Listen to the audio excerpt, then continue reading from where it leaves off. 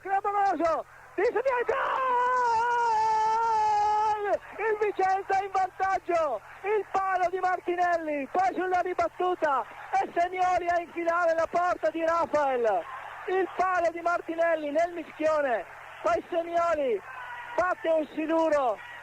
a colpo quasi sicuro, la posizione comunque difficilissima e c'è il vantaggio del Vicenza al 30° della ripresa. Il mischione, il palo, ripeto, di Martinelli che sembrava beffare ancora una volta il Vicenza e poi Semioli infila la porta di Rafael, la mezz'ora della ripresa. Verona 0, Vicenza 1 il punteggio, quarto d'ora alla fine, con il Verona che ora schiumerà rabbia, incitato a gran voce dal pubblico di casa. Giorginio, palla per Marchigno che si accentra, serie di finte, poi tocca lunga in profondità, salta Ceramitaro, schiuma il pallone, attenzione, Milanovic lo butta via, una palla sulla quale Castiglia deve arrivare per primo, non ci arriva, il pallone ancora invece verso Cacciatore,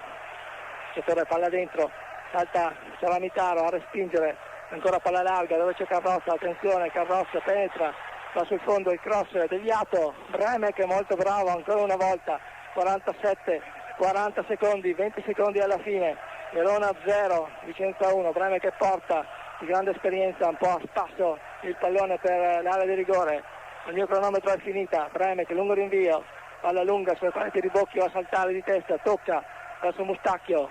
e c'è il fischio finale, è finita,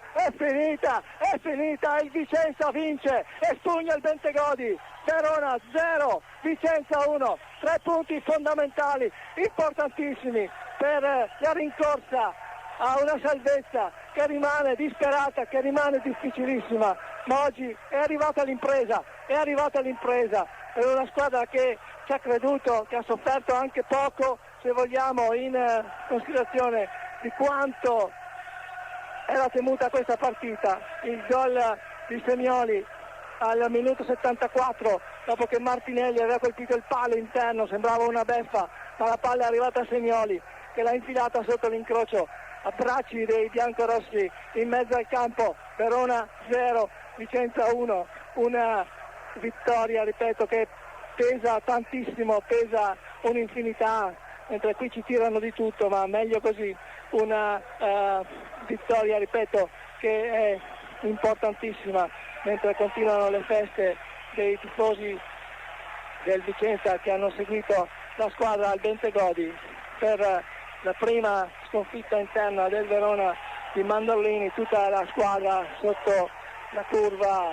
ripeto, piove di tutto qui nella nostra postazione, ma Verona è questa, purtroppo la civiltà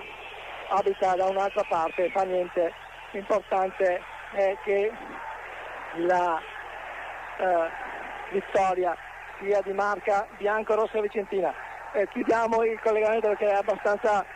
complicato rimanere in postazione. Noi tra 4-5 minuti